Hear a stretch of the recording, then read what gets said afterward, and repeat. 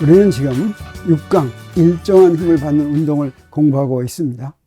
일정한 힘을 받는 운동이란 힘의 크기와 방향이 변하지 않는데 어떤 경우에도 변하지 않냐면 물체가 이동하는데도 운동을 하는데도 힘의 크기와 방향이 변하지 않는다고 했죠. 자, 그런 운동을 우리 6강에서 세 가지를 배웁니다. 하나는 중력만 바꿔 움직이는 운동. 그건 우리가 앞에서 했습니다. 던진 물체의 운동이 바로 중력만 바꿔 움직이는 운동이었습니다. 그리고 경사면 위의 물체의 운동을 공부하려고 하고, 그 다음에 도르래에 연결된 물체의 운동을 공부하려고 합니다. 이 경사면을 따라서 움직이는 물체는 두 가지 힘이 작용합니다. 하나는 중력이고 또 하나는 수직항력이고, 도르래에 연결된 물체는 중력과 장력이 작용하는데 이 두 경우 모두 물체가 이동하더라도 힘의 크기와 방향이 바뀌지 않는 그런 운동이 되겠습니다. 그래서 이때 작용하는 수직항력이란 힘과 장력이란 힘을 먼저 공부하겠습니다. 이 두 힘은 공통점이 있습니다. 어떤 공통점이 있냐면 우리가 제5강에서도 힘의 법칙을 배울 때 이야기했었는데 많은 힘들은 힘의 법칙으로 정해지는데 이 두 힘, 수직항력과 장력은 힘의 법칙으로 정해지지 않고 운동 법칙으로 정해진다고 했습니다. 그래서 두 가지로 나눈다고 한다면 이 힘의 법칙으로 정해진 힘은 어떤 특징을 가지고 있냐면 두 물체가 접촉하지 않아도 작용합니다. 접촉해도 물론 작용할 수가 있죠. 이 상호작용에 의해서 힘이 작용하는 것이니까 무엇이 상호작용을 하게 만드는가 하는 그 원인이 힘의 법칙을 정해줍니다.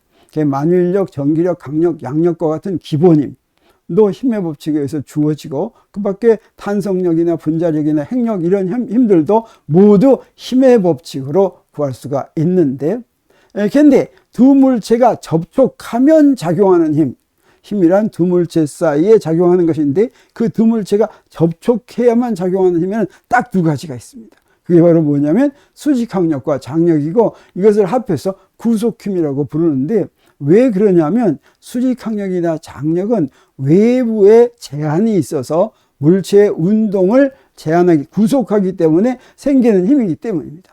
무엇이 제한하냐면 벽이 제한한다. 벽은 면이죠. 면이 제한한다. 또는 줄이 제한한다. 줄은 선이죠. 이렇게 제한해서 작용하는 힘인데 이 벽이 제한해서 작용하는 힘이 바로 무엇이냐면 수직항력이고 줄이 제한해서 작용하는 힘이 바로 장력입니다. 그리고 이 수직항력과 장력은 운동 법칙으로 크기와 방향을 정한다고 하는 것이죠. 그래서 수직항력이 작용하는 모습을 보겠습니다. 여기에 공간이 벽으로 둘러싸여 있다고 하겠어요. 그래가지고 공이 가면은 그 공간 내에서는 아무런 힘도 받지 않아서 똑바로 가다가 어떻습니까? 벽에 부딪히면 이렇게 거기서 이렇게 튕기죠. 이렇게 튕길 때 왜 그러냐면 벽이 공한테 힘을 작용했기 때문에 이제 이렇게 튕깁니다. 이 힘을 바로 뭐라고 그러냐면 수직항력이라고 하고, 이 수직항력은 공이 정해진 공간 내부에서만 운동하도록 벽이 공에 작용하는 힘이다 라고 이야기합니다. 그러면 이것을 한 부분만 따로 떼서 보겠습니다. 여기 이렇게 벽이 있다고 하고 여기 공이 때렸어요. 그러면 우리 공이 이렇게 탁 부딪힐 것 같으면 우리 뭘 알 수가 있냐면, 먼저 공이 부딪혀서 저리로 갔다고 한다면 먼저 이 공이 벽을 때리겠죠. 이게 바로 공이 벽 또는 마루를 때리는 힘이라고 할 수가 있겠습니다. 그러면 이 힘의 반작용은 무엇입니까? 반작용 우리 배웠죠? 공하고 마루를 바꾸기만 하면 되죠. 이게 바로 마루가 공을 때리는 힘이 되겠습니다.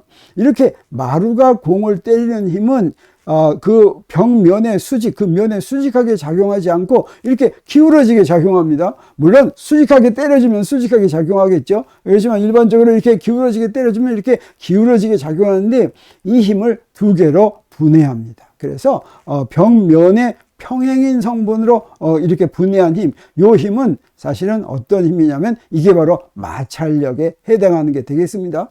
그리고 이렇게 수직인 성분으로 이렇게 분해한 힘, 이것을 수직항력이라고 그리고 이 수직항력은 그래서 항상 면의 수직인 방향으로 작용한다. 면이 공한테 작용하는 힘 중에서 수직으로 작용하지 않는 성분도 있다면 그 성분은 수직항력이 아니라 무엇이냐면 마찰력입니다. 그래서 수직항력은 항상 면의 수직인 방향을 향하고 수직항력의 크기와 방향은 우리 알았죠? 항상 수직하게 작용하죠. 그리고 그 크기는 우리 운동법칙으로 정한다고 하는 거죠. 그래서 몇 가지 예를 보고서 우리 수직항력을 운동법칙으로 정하는 그걸 한번 이제 직접 한번 확인해 보겠습니다. 먼저 가장 간단한 경우, 책상 위에 책이 놓였다고 하겠어요. 그러면 이 책상 위에서 책은 지금 움직이지 않고 있죠. 그러면 우리 이 책에 작용한 힘은 뭐가 있다고 바로 알 수 있습니까? 네, 아랫방향으로 이렇게 중력이 작용하고 윗방향으로 수직항력이 작용하는데, 이거 수직항력의 크기는 그냥 mg하고 같다라고 우리가 흔히 얘기하지만 꼭 그렇게만 얘기할 수는 없습니다. 여기에다가 운동법칙을 적용해가지고 구해야지 되는 것입니다. 운동법칙 적용하려면 먼저 기준계를 정해야 되겠죠. 기준계를 정하는 건 플러스 방향을 정하는 거니까 이 경우에는 우리가 위쪽을 플러스 방향으로 한다고 한다면 책에다가 한번 운동법칙을 적용해 보겠어요. 그러면 책에 작용하는 알짜 힘은 다시 말하면 합력이죠. 합력은 위쪽이 플러스 방향이니까 n-mg 이렇게 되겠습니다. 그리고 책의 가속도가 얼마입니까? 지금 안 움직이고 있으니까 가속도가 0이죠. 그래서 운동방정식에다 대입할 것 같으면 fn-mg는 ma는 0 이렇게 됐으니까 n-mg는 0이어서 그래서 수직항력이 mg가 된 것입니다. 이렇게 운동법칙으로 우리가 구한 수직항력인데, 이거 뭐 운동법칙 생각하지 않더라도 뻔한 거 아니에요? 이렇게 얘기할 수도 있지만 그렇지가 않습니다. 혹시 이 책상이 엘리베이터 같은 데 놓여 있다고 한다면 그때는 좀 다른 거를 우리 나중에 곧바로 이제 보기로 하겠습니다. 그러면 이 다음에는 어떤 물체를 우리가 끌고 가는 경우를 보겠어요. 자, 이렇게 끌고 간다고 하겠습니다. 그리고 이 물체에 작용하는 힘은 뭐가 있나 보면 우리 아랫방향으로 중력이 있고 윗방향으로 수직항력이 있고 여기 내가 끌고 가는 힘이 F가 있죠. 그러면 여기서도 그러면 수직항력이 mg와 같겠습니까? 그렇지가 않습니다. 이 물체에다가 뉴턴의 운동법칙, 운동방정식을 적용해가지고 수직항력을 구해야지 된다고 하는 것이죠.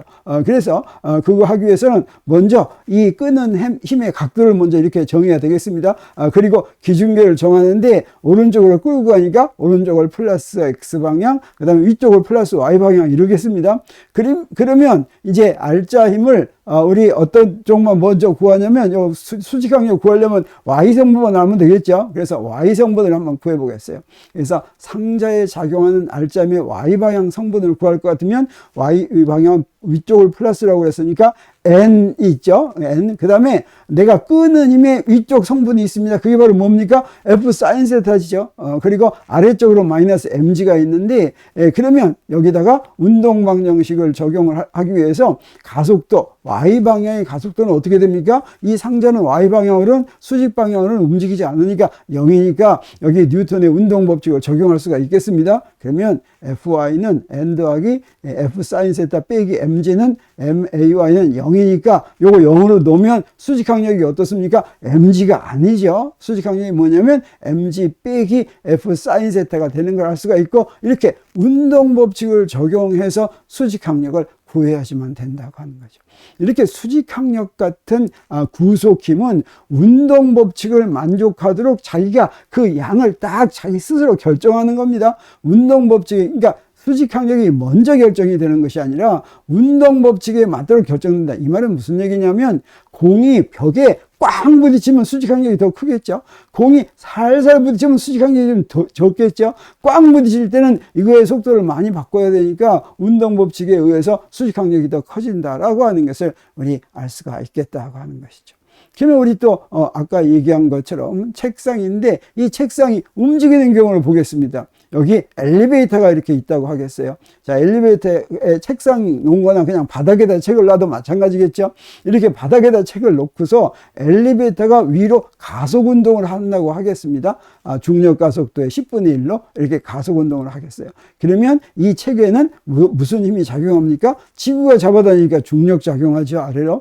그 다음에 수직항력 작용하죠. 그러면 이때도 수직항력은 mg와 같겠습니까? 그렇지가 않습니다. 그래서 먼저 우리가 기준계를 자 윗방향을 플러스로 정한다면 운동 방정식은 F는 MA인데 체계에 작용하는 R자임은 어떻게 되냐? 윗방향을 플러스로 정했으니까 N-mg가 바로 R자임이 되겠습니다. 그리고 체계 가속도는 어떻게 됩니까? 이번에는 체계의 가속도는 0이 아니죠. 엘리베이터와 같이 위로 가속 운동을 하니까 체계 가속도는 엘리베이터의 가속도하고 똑같습니다. 그래서 10분의 g가 되는 걸 알 수가 있습니다. 예, 이것을 갖다가 뉴턴의 운동 법칙에 대입할 것 같으면 n-mg는 m 곱하기 10분의 g 이렇게 되니까 우리 n은 어떻게 됩니까? n은 mg 더하기 10분의 g니까 10분의 11mg가 되는 거죠. 다시 말하면 중력과 항상 같지는 않고 운동 법칙으로 이렇게 구해야 된다라고 하는 것을 우리 알 수가 있는 것이죠. 그러면 우리가 이 수직항력을 우리 어디에 이용할 거니까 이 수직항력 배운다고 했냐면 우리 경사면 문제에 이용한다고 그랬죠. 그래서 경사면을 따라서 움직이는 물체의 경우에 수직항력을 구해보기로 하겠습니다. 자, 그러면 여기에 책이 이렇게 있다면 책에 작용하는 힘에는 무엇이 있습니까? 밑으로 아랫방향으로 중력이 있고 어떻습니까? 경사면의 수직인 방향으로 수직항력이 작용합니다. 자, 그래서 이 수직항력을 구하기 위해서 우리 기준계를 먼저 정하는데 기준계는 아무렇게나 정해도 좋다고 그랬죠. 근데 어떻게 정하는 것이 좋냐면 먼저 수직항력 방향 하나 정해줘야 되겠죠. 그리고 이 물체는 이 경사면을 따라서 움직이니까 경사면을 따라서 내려오는 방향이 x 플러스 x축, 그 다음에 경사면의 수직인 방향이 플러스 y축 이렇게 하면 문제가 간단하게 풀린다라고 하는 거 우리가 예상할 수가 있겠습니다. 그러면 물체에 작용하는 R자 힘 중에서 Y축 성분을 구하겠어요. 이 Y축 성분은 N과 같은 방향의 성분이죠. 그 Y축 성분은 어떻게 되겠습니까? Y축 성분은 우리 N은 Y축에 있고 이 mg를 나눠야 되겠어요. 그래서 mg 중에서 mg 코사인 세타가 되죠. 이건 마이너스 방향이니까 우리 R자임은 N-mg 코사인 세타 이렇게 되겠습니다.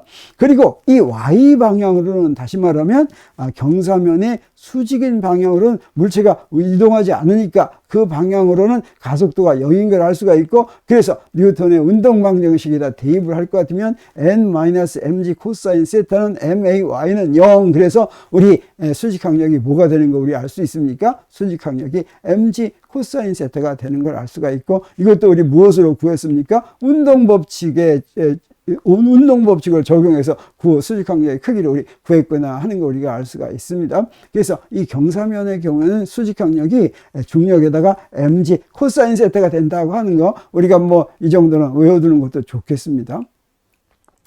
그 다음에 이번에는 좀 복잡한 경우를 보겠습니다. 여기에 원형 트랙이 이렇게 있네. 이건 단면을 본 거예요. 원형 트랙인데 경주를 하면 원형 트랙이 이렇게 좀 경사져 있죠. 그 경사각을 세타라고 하겠습니다. 여기에 뺑뺑 도는데 그냥 마찰이 없다고 하겠어요. 마찰이 없다라고 하고 이때 이 자동차에 작용하는 수직항력을 우리 계산해 보겠습니다. 그러면 이 수직항력을 계산하기 위해서는 우리 무엇으로 이용하냐면 이때는 수직항력이 이쪽 방향으로 작용하죠. 근데 어떤 방향의 운동 법칙을 이용하냐면 이것도 어떻습니까? 먼저 기준계를 정할 때 원운동을 하니까 뺑뺑 돌았을 때 지름 방향, 요거 로 방향이라고 하겠습니다. 요거 로 방향, 그리고 위를 Z 방향으로 한다면, 이게 뺑뺑 돌면서 이 자동차가 어때요? 밑으로 미끄러져 내려오면 안 되겠죠? 충분히 빨리 돌면 미끄러져 내려오지 않는 조건, 다시 말하면 Z축 방향으로 위아래로 가속도가 0인 조건을 이용을 해서 수직항력을 구하겠습니다. 그래서 경주차에 작용한 R자힘 중에 Z축 방향 성분은 어떻게 되냐면 뭐가 있습니까? 저 위로는 이쪽을 플러스 Z로 했으니까 여기 수직항력의 Z축 방향 성분은 N 뭐가 됩니까? N 코사인 세타가 되죠. 그리고 아래로 마이너스 mg가 됩니다. 그래서 이게 바로 R자 힘이 되겠고 FZ가 되겠고 그 다음에 요게 Z축 방향으로 이게 미끄러져서 내려오지 않으면 이쪽 방향 가속도가 0이죠. 그래서 AZ는 0이다. 이것을 갖다가 뉴턴의 운동 법칙에 집어넣을 것 같으면 N 코사인 세타 빼기 mg는 MAZ는 0 이렇게 됐으니까 이때는 어떻습니까? 수직항력이 아까 경사면에서 경사면을 따라서 움직이는 경우에는 수직항력이 mg 코사인 세타였는데 이번은 어떻습니까? 코사인 세타분의 mg가 되어야지 되겠죠. 자, 이렇게 어떤 경우냐에 따라서 수직항력이 달라진다라고 하는 것을 우리 알 수가 있겠고, 이것도 우리 어떻습니까? 운동법칙으로 수직항력을 구했다라고 할 수가 있겠습니다. 자, 그러면 이번에는 롤러코스터를 한번 보기로 하겠어요. 여기 롤러코스터가 있는데 뺑뺑 돈다고 하겠습니다. 그러면 이때 수직항력이 맨 꼭대기에서 지금 V로 지금 움직이고 있을 때 수직항력이 얼마가 될까 하는 거 보는 겁니다. 이렇게 V로 움직이고 있으면 여기에는 지금 어떤 힘이 작용하겠습니까? 차에 받는 거, 차에는 밑으로 mg 작용하겠죠. 그 다음에 수직항력은 어떤 방향으로 작용하겠습니까? 저 위에가 면이 있죠. 그러니까 아래 방향으로 수직항력이 작용하겠습니다. 자, 이 경우는 우리 기준계를 아랫방향으로 정하는 게 좋겠어요. 그래서 맨 꼭대기에서 한번 보겠습니다. 그러면 맨 꼭대기에 보니까 이 차에 작용하는 힘은 뭐가 있습니까?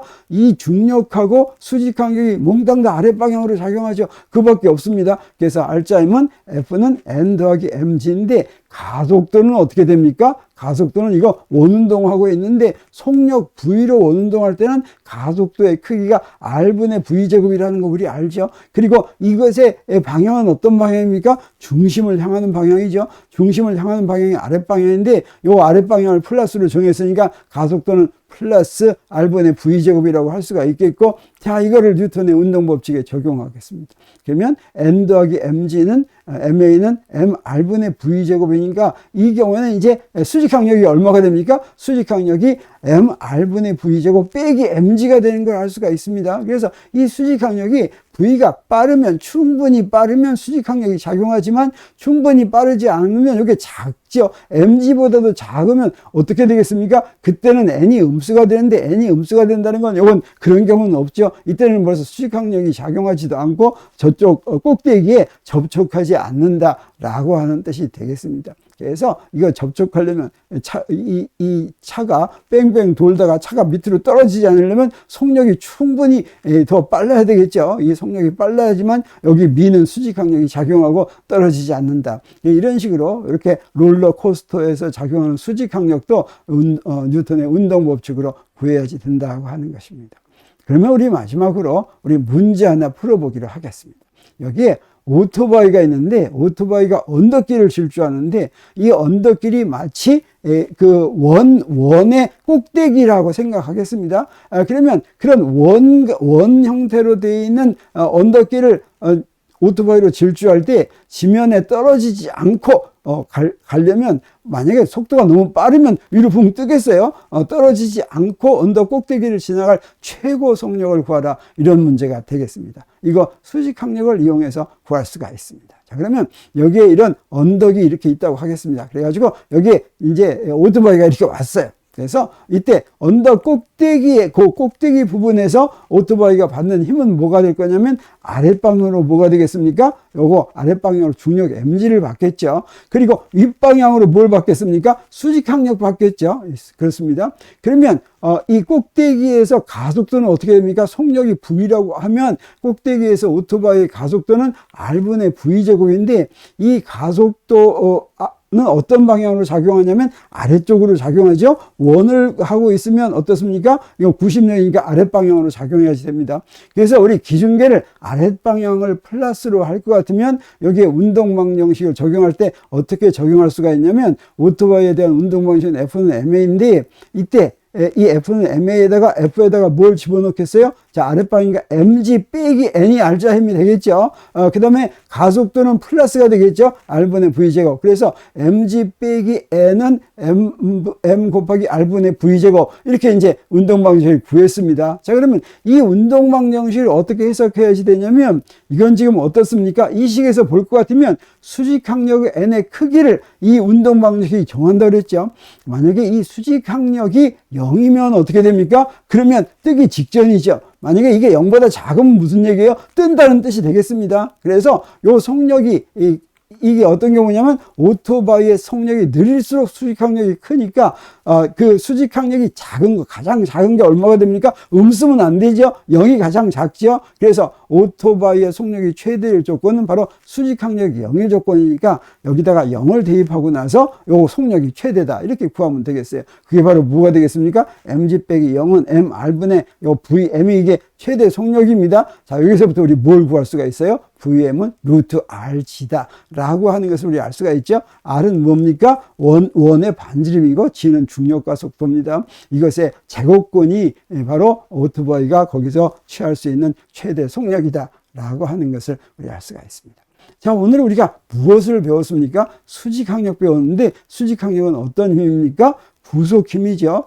그리고 이 수직항력은 반드시 무엇으로 결정해야 됩니까? 무조건 보고서 그냥 mg하고 같다 그러면 절대 안 된다고 하는 거죠. 뉴턴의 운동 법칙을 적용해서 수직항력을 반드시 구해야 된다 라고 하는 것을 잊지 않으면 오늘 공부 제대로 하는 것이 되겠습니다. 오늘 강의는 여기서 마치고 다음 시간에 이제 장력에 대해서 공부하겠습니다.